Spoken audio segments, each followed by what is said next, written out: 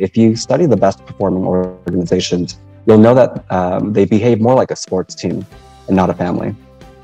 So, family is about unconditional love. Can you imagine firing your brother or sister, or even your parents? So if you think about your users, right, and stakeholders, interviewers, candidates, hiring managers, how do you build something that delivers a great user experience for all of them?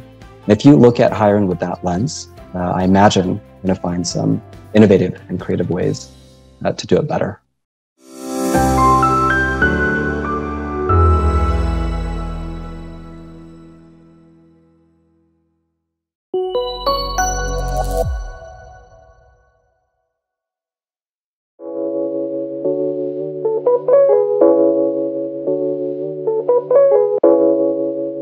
Hi, everyone. Thank you so much for tuning in on a Saturday morning. Happy Saturday. We have a lot of people coming in on time, and some people are going to be late. Well, you guys are the early birds. You're going to catch the first worms.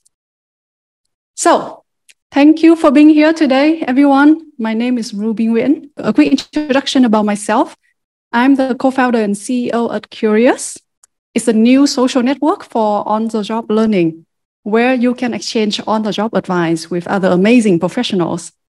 If you're in your early career, you're going to develop much faster, build a quality network, and find great career opportunities. And many of you here are already very successful. You can join Curious to give back and pass on your knowledge and your experience to the next generation. It's a noble way to live and work. That's a quick introduction about what I do on Monday to Friday, but today is Saturday. And today I'm the co-producer and host of People 2032. The other co-producer that you don't see here, but they are behind the scene, is MC Quốc Khánh and his incredible team at Vietsuccess. A lot of them are behind the scene right now. And together, our dream is to build a series of contents that elevates the future of HR and the future of work in Vietnam. So, again, thank you so much. Welcome to this incredible series. We are proud to present the best ideas from leading experts with global know-how and Vietnam insights. And today's topic, we're going to talk about one of the most important activity in HR, hiring, and hiring in high resolution. How to hire right, hire better, and hire the best. Now, I would love to introduce our speaker. And to talk about today's topic, it's my great pleasure to introduce Sohun Bae. He's currently investment manager at ASEAN Vietnam Venture. I've known Sohun for a while, and every time I talk to him about people in HR matter, I always learn a ton of new insights from him. So he's like a hidden gem in Vietnam because he's transitioned into a new career, totally becoming a venture capitalist. But because he's so insightful about this topic, I want to turn him from a hidden gem into an unhidden gem. So here we go today. It took a little bit of convincing for me to ask him to be on this show, but it's totally worth it. So without further ado, are you ready, Sohun? Yeah, that's cool. You can unmute now, and the Zoom stage is yours. Okay, thank you for the warm introduction. Good morning, everyone. Thanks for tuning in on a Saturday morning. I feel honored and privileged to be here. A big shout out to the Curious and Vietsuccess for all of the behind the scenes work to make the magic happen. So I'll try to be quick about my introduction. So a little bit more about me. Yes, I did do HR for a big portion of my career. I've worked at tech companies for 11 years before I switched over to VC. And about 6 of those years, I was in HR. What I do now is talk with founders, either talking with founders who we might invest in or founders that we have already invested in. And given my HR background, I spend a good chunk of time talking about, how do you build a great foundation to build a world-class organization? So whether you're, a really mature company or a early stage company, hopefully the learnings that I can share with you will be useful. And similar to what Ruby shared, my kind of personal vision for Vietnam is up-leveling not just the companies that we invest in, but up-leveling HR as a whole.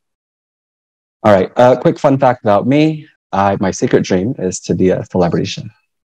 Okay, let's move on to why you are all here, and it's to do better hiring. Before you get into the tactics of how to do better hiring, I'm a big believer in choosing the right mental model or mindset. Incredibly important. They affect how you see problems, how you approach solving them, and then they even guide your behavior, whether it's conscious or unconscious. So I want to start here with 3 different mindsets, and I want you to try them on. So kind of suspend your judgment, try them on like clothes, see how it feels, and if it fits right, feel free to adopt it. So the first mindset of better hiring is that hiring is the most important HR function. My background is actually not in HR. I actually started on the operations side, so the business side of the house, before I switched over. And when I switched over, I didn't do recruiting. So this is coming from someone who didn't do recruiting, but over the course of their career, I've realized that this is absolutely true. So whether you are someone in HR, whether you are a senior leader or a people manager, this is the most important mindset. And before I break this down, take a minute to think about the current organizational challenges that you're facing. Maybe it is friction between 2 teams or 2 leaders. Maybe there's some low or underperformance. And what if I were to tell you that majority of these challenges are likely due to bad hiring? So this might sound like repeat, but hiring the right people has a lot of benefits. Not only does the right person onboard more quickly, so meaning they get to competency and start to contribute and have impact more quickly than a bad hire, they also require less resources. So if you think about bad hires, then HR and managers' jobs are to coach, to correct, to provide training. All that is time and money. The right hire for your organization will up-level not just themselves, but also the people around them. And that's done organically. And then the more important part is, high performers, if you're finding the right high performers, they will succeed within your organization despite the challenges that you have. And then finally, I want to talk about cost of change, but retention. So the right hires will likely thrive within your organization and less likely to leave. So continuing along that thought of cost of change, it's really high. Right? When you have a bad hire, it costs the organization a lot of time and money. On the time piece, think about someone who is going to leave because they're a bad hire. All the time that they spent within the organization, that's a cost. And someone who's underperforming or low engagement or maybe a bad attitude can ruin the experience of other teammates or even bring them down. It also takes time to manage out people. So as you know, the labor law in Vietnam is pretty employee friendly. So if you actually don't have the compliance foundation in place, the negotiation piece of managing someone out takes a long time. Then after all of that, you have to replace the person. So maybe it's more time, right, spent on revising the JD, and then you have all of the interviewers contributing to find the next hire. And then after that, you have to set the new hire with some time to onboard before they can be competent. It's just a lot of time. On the money side, right, like you're paying the bad hire salary during the time that they're there. And then if they're savvy with labor law, maybe you have to pay actually a bigger amount to do a mutual separation. So the takeaway here is bad hires cost your organization a lot of resources. So what do you do instead? I recommend front-loading your HR resources. A lot of organizations actually do it the opposite. They spend more money on training than they do in hiring.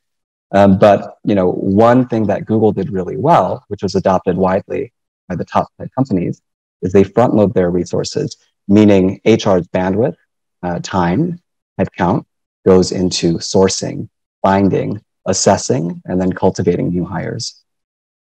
So this is what I would recommend HR teams should be doing. You can use headhunters if you'd like. They're a great supplement. But one of Google's kind of biggest wins early on was building the sourcing engine in-house. And the reason sourcing is important is because if you're waiting passively for inbound applicants, just know that less than 10% of inbound applicants are actually high performers. So if you are looking at, going after filling a critical role and you really need someone world-class, these people are not actively looking for a job, right? So, sourcing and then partnering with business leaders to do outreach is one of the best practices.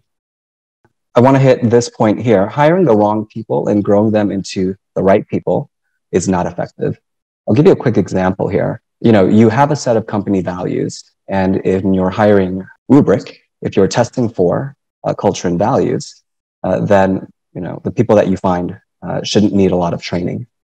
So if someone's personal values are already aligned with your company's values, it actually saves you a lot of time after they onboard. So again, takeaway here is front load your HR resources. All right, I think there are some HR people on the call. What I would say is sometimes hiring is a little underappreciated and it's unglamorous. At Google, they talked about the sexiest HR work and it wasn't hiring. With that said, just know that hiring is really key and can solve a lot of known organizational challenges.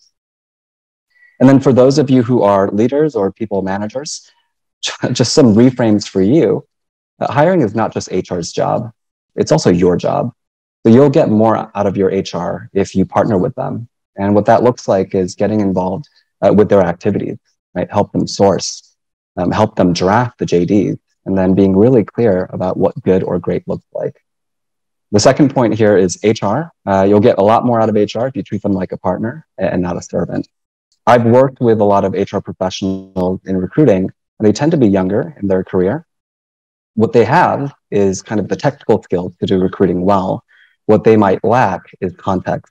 So imagine you're fresh out of school, you've had a couple of internships, now you've joined as a recruiter, and you're not exposed to tech or engineering, but that is your domain.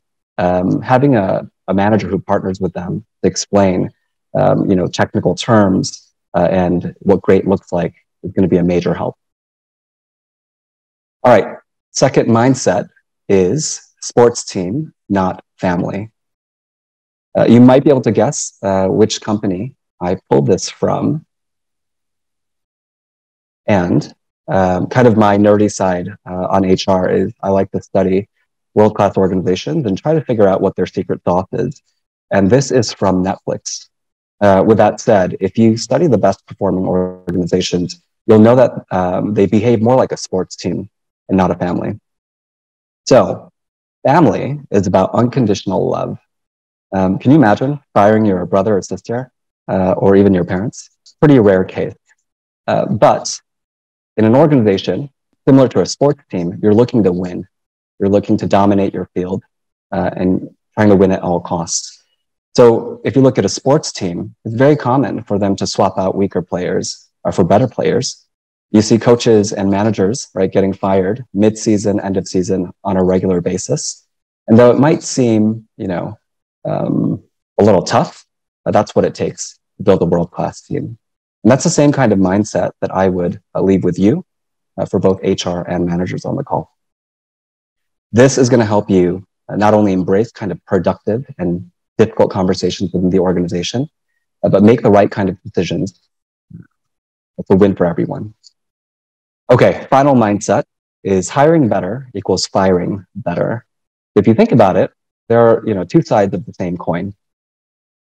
So in between, right, hiring and firing or offboarding, there's developing and growing. That stuff is important. But if you want to be a better hiring organization, you need to be able to fire effectively too.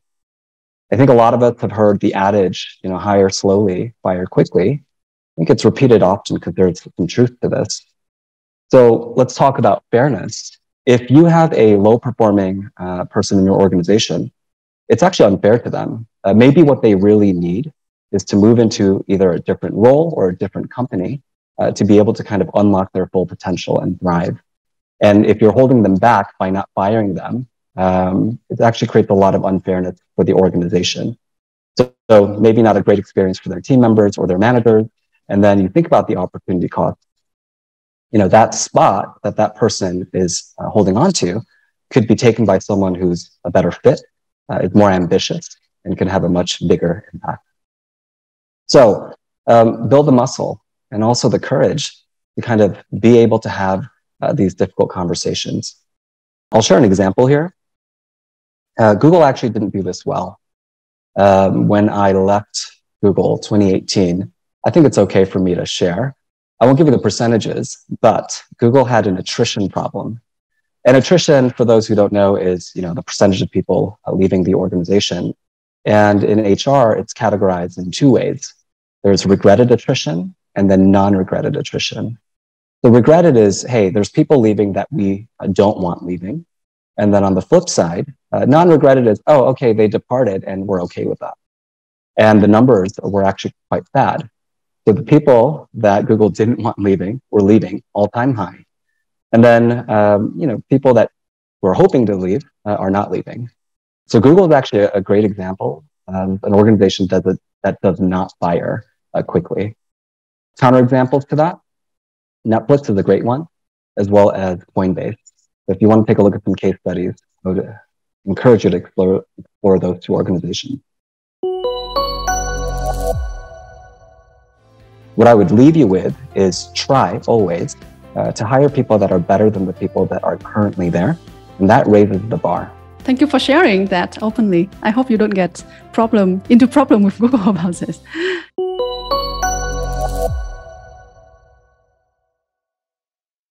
Okay, we're done with mindsets. Let's get into some tactical strategy. So hiring at a high level, if we use simple terms, hiring is trying to find the best person for the role who succeeds within the context of your organization. And the reason that portion is highlighted is because, someone who is, maybe considered, let's say, really good for a Google might actually be really bad for you. Maybe you're earlier stage, you don't have the processes in place for someone who comes from somewhere that has a lot of those things. So you have to really think about who's going to succeed within your environment, the culture and values that you have, and then also your stage. On the hiring process, the goal here is to take something that is subjective and then turn it into a more objective process. And this should be iterative, meaning, you should always try to figure out what excellent looks like. And then the main goal of hiring is really to predict actual performance. So how do you do that? Structured interviewing. It sounds dry, but unstructured interviewing, right? It's research-based. It's bad. And the reason for that is most people are not good at interviewing. I've had interviewers who are like, hey, I've been interviewing for 6-7 years. I'm really good at interviewing. And actually they're not, right? So that means for 6-7 years, they've probably been using a bias-driven approach, and that needs correction. So what does good structured interviewing look like? Candidates are asked a consistent set of questions with clear criteria to assess the response. And what that allows for is that variation of the assessment is based on the candidate performance, but not the interviewer's standards. Another way to improve hiring, and this is actually an immediate fix. If there's one thing you take away, one thing you try, I would say try this. Using standardized interview questions. These are written in a way that are neutral, it minimizes bias, and they can be repeated over and over again across all of your interviewers. So write them, test them out, and then make sure that your interviewers are actually using them. We did this at Ascend Vietnam Ventures, by the way, and this is actually one of the questions in our question bank. So we have a value around bias for action, someone who takes thoughtful risks when there's ambiguity. And then we basically researched, just Google interview questions and answers, and you'll get a ton of them. And you can adapt them or customize them to your organization. How else do you hire better? Kind of an obvious answer. It doesn't matter if you have a good process if you don't have trained interviewers. And as I mentioned before, most people are not good at interviewing. So giving them some hiring training to build up their proficiency is going to be very effective. This one's kind of a philosophical thing, but my personal recommendation on who should interview is high performers only. And if you frame it as a growth opportunity only for your highest performing employees, it's framed in a way that's seen as kind of a great responsibility, right? To be able to influence the people who will sit next to you in the future, that's a lot of power. And if you frame it that way, you'd be surprised how many people want to contribute to interviewing. So really the main goal of training is one, on skills, but second, the more important one is raising people's awareness around unconscious bias. So these are biases, and there's, I think Wikipedia lists 186 or something along those lines. There's a lot of biases that we have. I usually hit 5 to 6 that commonly come up, and then train interviewers on how to look out for those. And I'll show you an example in a minute. Some other practices is, how do you help someone become a great interviewer? Well, you need to train them, then also, shadow them, reverse shadow them before you let them off on their own. So there's some quality control that you need to do. Okay, how about decision making? So more heads are better than one. So if you have multiple interviewers, cross-functional interviewers, that's great. I would recommend taking decision-making powers away from one decision maker. That's not always possible. So in that situation, debrief as a group so that that one decision maker has all the data that they need to make a great decision. And then if you want to try kind of the Google model, Google hires by committee, meaning regardless of your level or your tenure, if you are an interviewer, you can actually, any one person can fully reject any candidates. And that's really great because this kind of takes power away from one person and collectively make a better decision. All right, we are almost at the home stretch here. So hiring the best, I ask people, what does that look like? And most managers and founders even have not actually taken the time to define what best looks like in the context of their organization. It is not recommended that you adopt Google's definition of best. You're not there yet. The point is, how do you evolve and then evolve your hiring standards as your organization also grows? What I would leave you with is try always to hire people that are better than the people that are currently there. And that raises the bar. And over a long period of time, then you can aim for the kind of bar that the top tech companies or organizations set. The other thing about best is, what does best look like based on what you can offer, right?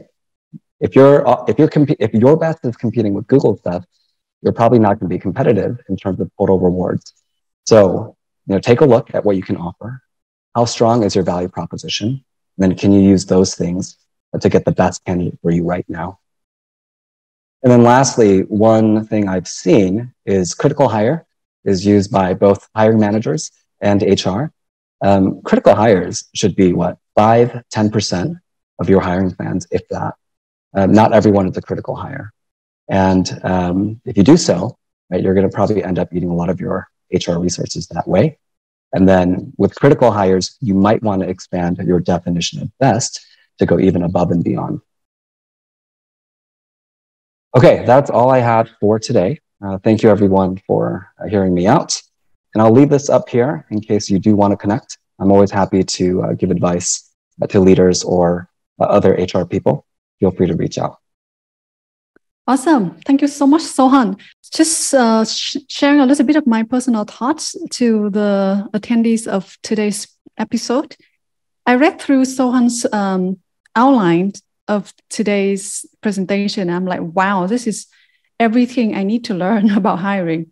Right? Of course, that's learning in terms of key practices, but we can't bring it to real life and apply it in our daily work.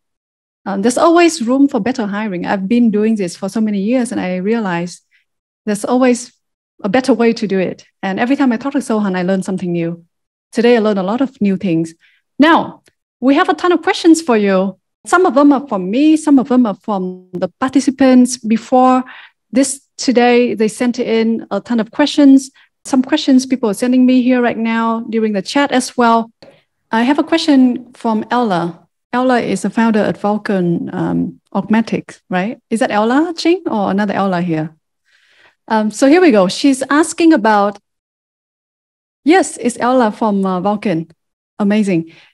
Her question is, have you had experience or case studies on hiring using job scorecard? So instead of using a JD, which list activities of what that position could be doing, this scorecard list out what outcomes that position is expected to deliver or achieve. So what's your take on that? I'm not familiar. I don't have direct experience using a scorecard, but I think less focused on the tools and figuring out what actually works for you. So if you find that a framework works, within the context of your organization and is better able to predict outcomes, then you should try it. I think hiring is experimental, iterative. I personally like to keep it simple. And there's another related question that I saw on chat, which is what actually predicts on the job performance. I didn't hit that in structured interviewing, but it's a combination of things. The number one factor is like actual, whatever is proxy to job performance. So this could be like case studies or challenges or some kind of assignment. It adds more time to the assessment process, but that is likely the closest thing you're going to get to see in terms of predicting. I think the second one is structured interviewing. And then finally, general cognitive ability questions are another great predictor. But a good practice isn't to rely just on one, but a combination of those. That's great. Can I add one more thing there? I think I read a research saying that experience does not predict performance, right? So if you think that you hire someone with 10 years of experience, this person is going to perform well for your company, there's no correlation between the two. However, beside all the things that Sohun just mentioned, a track record of the person performed really well in their last or past job, showing that them being a high performer, being able to solve problems, being able to be flexible and adapt to different kind of problems, it can be a good predictor as well. But as Sohun said, there's no one thing that predict a good performer. People are so complex and organizations are so complex. There's no one thing. So if you can stack many qualities together, that would be more reliable, right? But it's not 100% sure. That's how we have to deal with hiring. There's no 100% sure that this person is going to perform exactly the way you expect them to. So next question for you, Sohun. I'm curious about Google, right? And you mentioned earlier in your presentation as well, at Google, there were many mistakes made. And I have heard even the CEO of Google admitted this in public interviews as well. Can you share with us one or a few of the big mistakes that you've seen or heard of at Google? And why so? Even Google having so much resources, really smart hiring machine, still make a lot of mistakes. And I ask this question because I feel like everyone feel pain in this area, and everyone feel like I'm not so good at hiring. Just want to ease your pain a little bit. Even the best one in the whole world still make a lot of mistakes. There you go, Sohun. Yeah, a juicy question. Yeah, throw some gossips. Well, first of all, what I would say is there's no perfect organization. And if you actually see how the sausage is made, Google is quite messy. But they've done a lot of things well. I mentioned one area where they didn't do so well, which is not comfortable with firing. The not getting rid of employees, I think, was a big opportunity cost for them. The second one, I think the one you're referring to, is maybe around diversity. So a lot of recent research and initiatives around diversity have shown that diversity leads to a lot of different perspectives. And then having those perspectives leads to a better business velocity and outcomes. Affinity bias, the reason I chose that one is because Google actually had a problem with this. An early strategy for Google was to only go after top universities, or if it's an experienced hire, only top organizations. So if you think about it, it's like IB, right? Like Harvard, Yale. It did not include public Ivy, like University of Michigan, really great top state schools. For engineering, Carnegie Mellon, MIT, but not other engineering programs. It worked well. And then because they did such a good job with their employee referral program, guess what happened? If you have a bunch of affluent, privileged, smart people that went to top universities and you ask them to refer employees, you're going to get a lot of people that look like each other, right? And then even on race, there's a lot of privileged white people at Google. And then I think early 2000s, they started to notice, as hiring was getting competitive, they were missing out on kind of the top students from state schools. So if you think about the top 10% of state schools, they might actually outperform the bottom half of Ivy League students. And they were losing to other companies. So they started to evolve their strategy. And then a lot of the hiring practice focused on getting more diverse candidates. Those didn't happen until recently. Is that the situation you're referring to?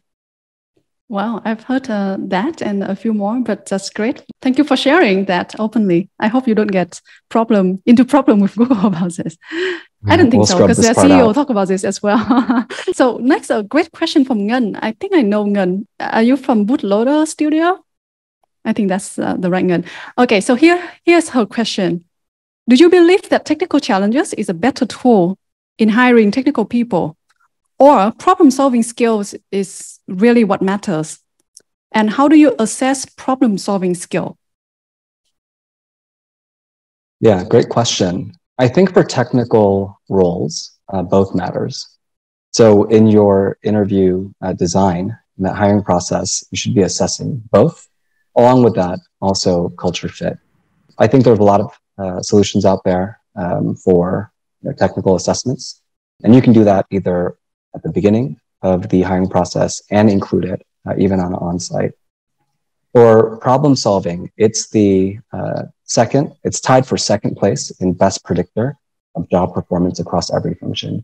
So what I'd recommend is search for general cognitive ability questions and answers, Google interviews, and you'll actually get to see a lot of these. But with GCA questions, there's kind of a right answer.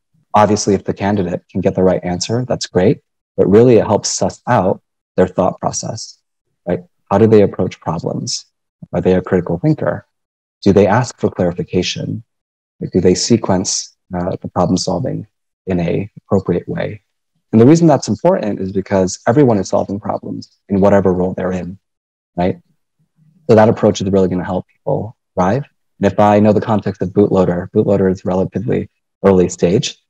So I think that's going to have some positive benefits for your first set of hires. Great. Thank you so much for that answer. How do you solve this problem? Yeah, I love this question. Because it's one of those things where everyone's like, oh yeah, culture is really important. But then when I ask, hey, how do you assess it? However, they can make up the stories and make themselves sound good, right? So how do we assess this high level of position, whether they are capable to do what they are supposed to do?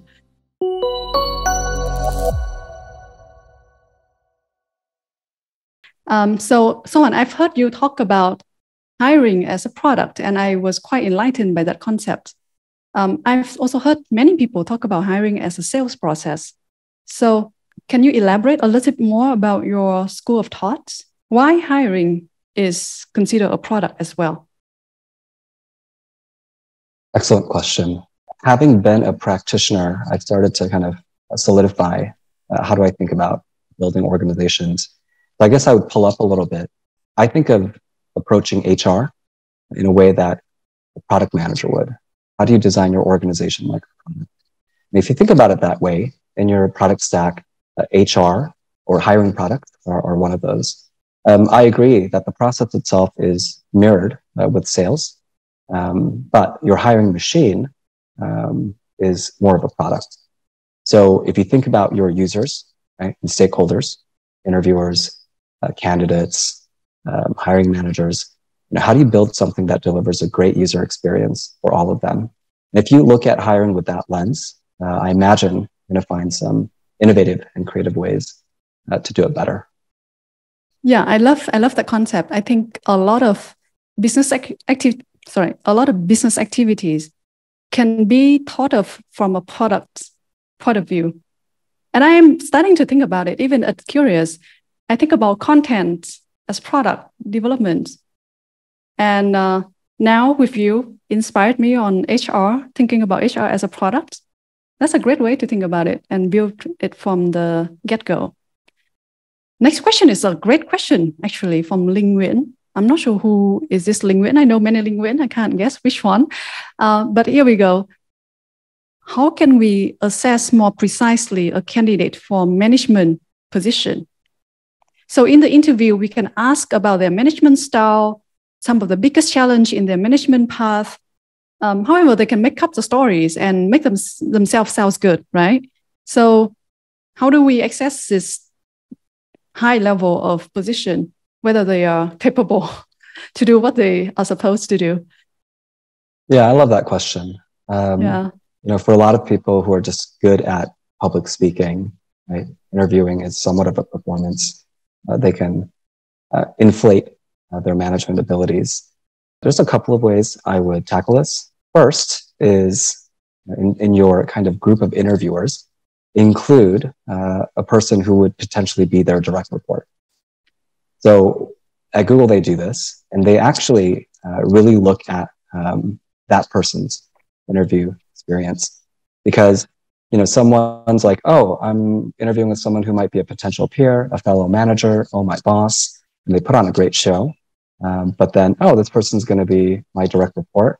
And if they're hierarchical or, not graceful or thoughtful, top down, that piece of data is going to be critical when you go to make the decision. The other thing is like taking advantage of kind of the offer process. If they've accepted, they should provide you with references, and then, use your collective network at your organization. If somebody knows someone who's worked at that company, do a kind of a back channel search to just make sure that you validate what you saw in the interview process. What if the person hasn't left the company and doing a reference check is not really a good practice here? I think someone who, is working at an organization for a while should be able to provide references with some of their friendlies. So maybe fellow managers or even their boss who's supportive. If they can't provide that, I think the back channel is quite useful. Just be very careful about what you say.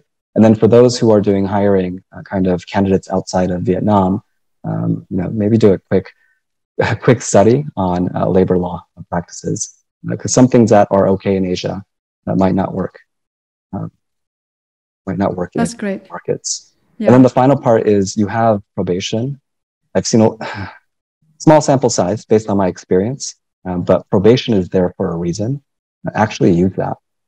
If you're seeing some early signs of poor management and leadership, and that's a critical role, that person should not pass probation. Right? Don't hand out the definite contract like Candy. I love back channel. It's one of my way to find out about a lot of information about people as well. So there's a few more questions in the Q&A as well. Thank you everyone for sending in your favorite questions here. I see Chung sending in a question about culture fit, right? How do we have transparent definition throughout the interview process? Right. So culture is very hard to define, and everyone can understand a culture value in a different way. And if we're not careful, everyone will bring their own bias into this culture fit interview. How do you solve this problem? Yeah, I love this question, because it's one of those things where everyone's like, oh yeah, culture is really important. But then when I ask, hey, how do you assess it? It's actually kind of challenging to do. Let me break that myth for you. There are some tactics you can use. You need to figure out, first of all, the collective behavior, right? Like, what are the behaviors that you see within your organization? And if they're the right ones, Then think about the values that are powering that behavior. Secondly, what are some new behaviors that you want to aspire to? Then same process, figure out the underlying value that powers them. Once you've done that exercise, then you can actually draft interview questions based on those values, right? And then your interviewers can actually use those across candidates and then make better decisions, culture fit. There's a forcing function here. In doing so, you force people to basically calibrate. So your idea of culture and my idea of culture fit is at least close to each other, though there will always be some differences. Hope that helps. Thanks, that does help. So next question is from Vũ. Are you ready to share a little bit with Sohun? Anyway, I have a question. So, like in my opinion, so this is my approach to HR. I always think that HR and marketing are two sides of the coin, just stakeholder management, right? So basically, HR is internal stakeholders, marketing is for external stakeholders, and that should explain the resemblance between the two fields, right? Company is like product, corporate culture is like product branding, right? Hiring is like customer acquisition. You sell the position to your potential employees, and employee journey is similar to customer journey, etc. So as such, I think that HR and marketing should be approached in similar ways with similar mindsets, and obviously HR should deserve the same attention as marketing, right? But you can obviously see in like medium to small like companies. I'm not sure about corporates, but like at least in the region, right? HR is obviously underrated, and then less value than marketing. So what do you think are the reasons behind this? And how do you persuade employers to change their mind? And also I have a second question, is that do you have any plan for your birthday? Great questions. Thank you for asking that. Well, what I love, first of all, is you're pulling, what are some other disciplines that we can learn from and borrow from to do better HR? That's effectively, what I mean by organizations as a product. And you're right. HR is really fun because you can be a product person, you can be a marketer, you can be an economist. And if you frame things especially with founders that way, it actually makes solving HR problems, more fun and approachable. To answer your question directly, I think a lot of it is just educating and up-leveling, managers and leaders about how they think of HR. So I provided some mindsets for you to help kind of reframe. Those same mindsets can be used when HR folks work with their leaders, so that they start to value HR data. And sorry about that. Like, for example, I think employee engagement data is one that gets discounted a lot. If you have great practitioners on your team, helping make that experience of analyzing and processing that data and then tying it to better business outcomes will help, I think, managers start to appreciate HR more. I think it's a broader question, and similar to you, I've seen, let's say, old school traditional HR still kind of being used, and that's okay. There's great theory, but HR in real life, that you need people that take that theory and then actually apply it. And I think in Asia, there's a gap as compared to maybe some other markets. And part of initiatives like People 2032 is a way, yes, at least one way that we can contribute towards up-leveling. Awesome. Thank you, Sohun. When you were talking about this, I have a speculative idea. I think the next generation of HR and HR leader is going to be very well disciplined in behavioral economics, because that married to important things that's perhaps a little bit lacking in this area. One is the understanding of behaviors in an organization, and second is data and research and just science-driven approaches to understanding HR. Maybe you guys, if you're curious, you should check out some study about this area, behavioral economics. I'm not sure if Sohun agree with me. Yes, no? I only heard. I'm speculative about this. I heard the back half of that question, but I guess what I would add is Google. You know what made Google really great in the HR world is they just did HR very differently. And Laszlo Bock, who was leading Google at that time, his vision is similar to, I think, People 2032. He wanted Google to have amazing progressive HR, and then he wanted to graduate HR people to other verticals, industries, companies to up-level HR as a whole. And I think looking back, he should be proud. I think he has done that. The way he designed teams was actually very non-traditional. Only a third would be from traditional HR, and then the rest would come from research backgrounds, economic backgrounds. And I imagine, the next generation of world-class HR teams who produce the new set of best practices are going to continue in that model. And then for those who maybe don't have the resources to build a Google type of HR team, you'd be surprised. Like there are people not in HR in your organization who might want to try HR. Maybe it's a 20% project, but if you have someone who's really excellent at product design, or maybe who's someone really great with data, and they happen to care about people, and maybe that's one way you can experiment in a similar vein. Yeah, I believe product people are gonna be great at HR as well. A gut feeling. So Ella, I'm gonna make you.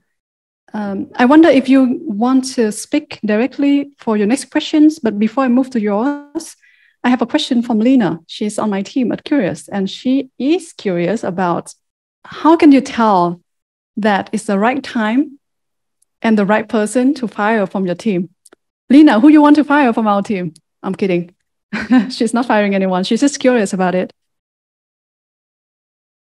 You can imagine the amount of curious puns you use on your team. So I think the question is, what are the signals to look for to decide when to, let's say, cut an employee? I think the first obvious one is, think about like ethical or, major violations. Those are easy cases. I think second is really around performance. So, well, let me back up a little bit. Before you even get to this scenario, using probation as a way to mitigate the scenario of firing later. And if there is low performance and it's sustained, meaning it continues, then you need to have performance evaluations in place to get the data that you need to help that person grow. It shouldn't be an automatic cut. You need to give people a shot to improve themselves, collaborate on what progression and growth looks like. And then after that, if they haven't improved, then it's probably better for them to leave the organization, and then also better for the organization to find someone. That makes a lot of sense. I think I've seen in many situations, managers or leaders, they're unhappy with somebody and they just fire that person on the spot. First of all, in Vietnam, that's illegal, by the way. Second of all, I don't think that's a good practice to do, even if that person is a bad performer, right? So Sohun's advice for this kind of situation totally make a lot of sense. Next question is from Ella, and I would love to hear from you, Ella. I know your question is clear. I just want to hear your voice. So let's bring her to the panel. Okay, thank you, Chị Ruby, for giving me the chance.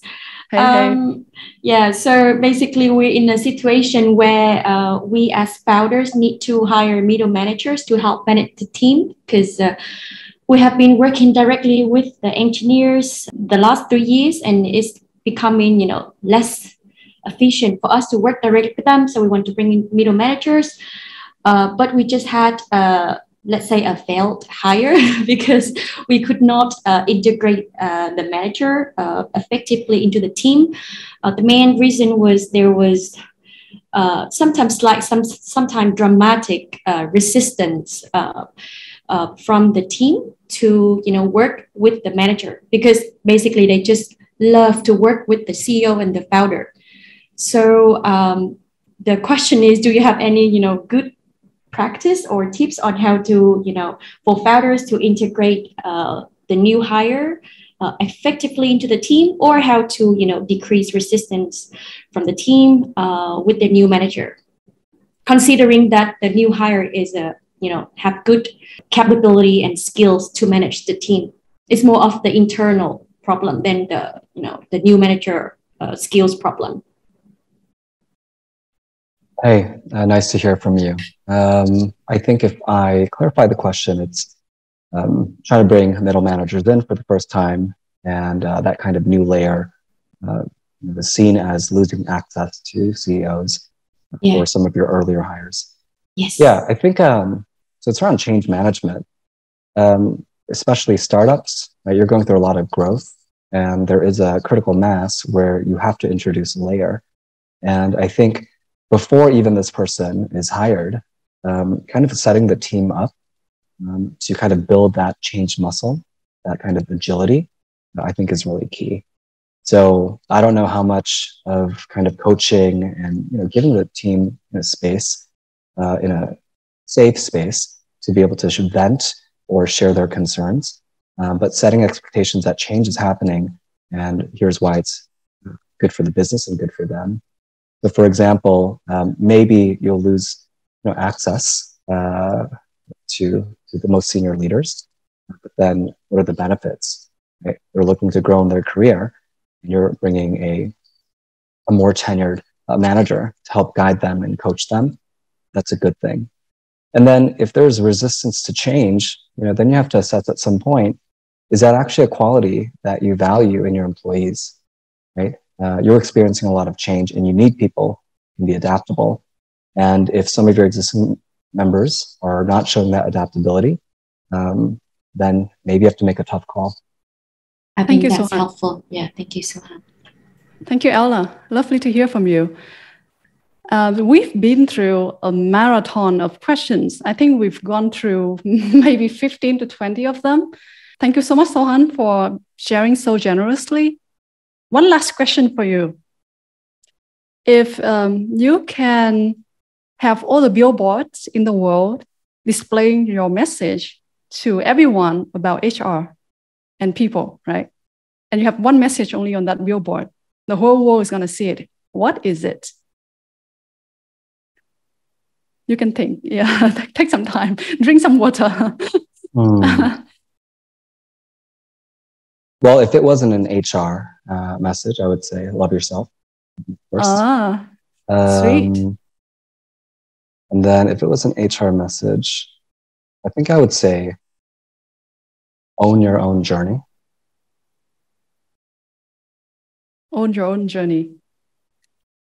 That's deep. That's amazing. Thank you so much, Sohun, for today's sharing. And thank you everyone for tuning in on a Saturday morning. Don't go yet. I would love to share with you a little bit about what's going to happen next after this episode.